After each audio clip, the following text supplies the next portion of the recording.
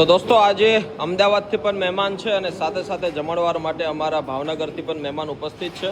આજે ભાવનગરના મહેમાને રસોઈ બનાવી છે અને અમદાવાદથી જે મહેમાન આવ્યા છે એ મહેમાન પોતે અત્યારે રસોઈ પીરસી રહ્યા છે.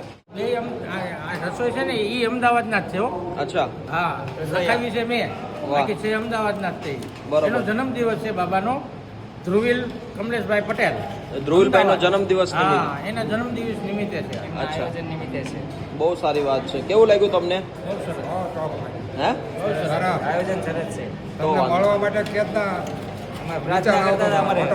આવે ને તે તમારે મુલાકાત થઈ જશે. બે જમણવાર અમદાવાદ વાળાના જ ત્યાં હતા. બિલકુલ બિલકુલ. અને આજે સાથે સાથે શું નામ છે આપનું? આશીષભાઈ ગોહિલ, આશીષભાઈ. આપનું નામ દાદા? ચંદુભાઈ પટેલ. આપનું નામ? મોહમ્મદ સંઘભાઈ, મોહમ્મદ સંઘભાઈ, મોહમ્મદ સંઘ. ઉમેશ રમણીકભાઈ. વાહ. આપનું નામ? પ્રજાપતિ છે. વાહ. આપનું નામ બેટા? હેની સોનાગર. વાહ.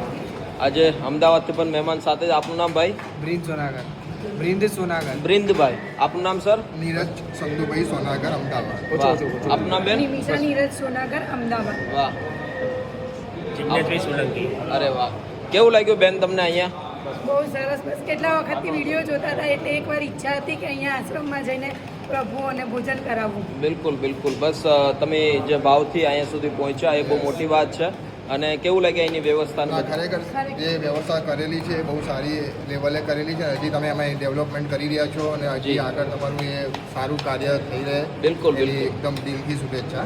થેન્ક યુ સો મચ અમે બી સર. આમાં સહભાગી થઈ છે એવી અમારી બી ઈચ્છા રહેશે. ના ના, ચોક્કસ ચોક્કસ સર. અને ખૂબ આનંદ થયો. તમારો બધાનો કિંમતી સમય લઈને તમે આવ્યા છો.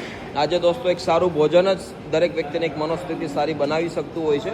જે અમે હરેક વિડીયોમાં કહીએ છીએ તો તમે પણ તમારી આજુબાજુ રહેનાર લોકોનું પેટ ભરો અને જે પણ આવી સારી વ્યવસ્થા હોય તો ત્યાં જઈને પણ જમણવાર આપી શકો છો.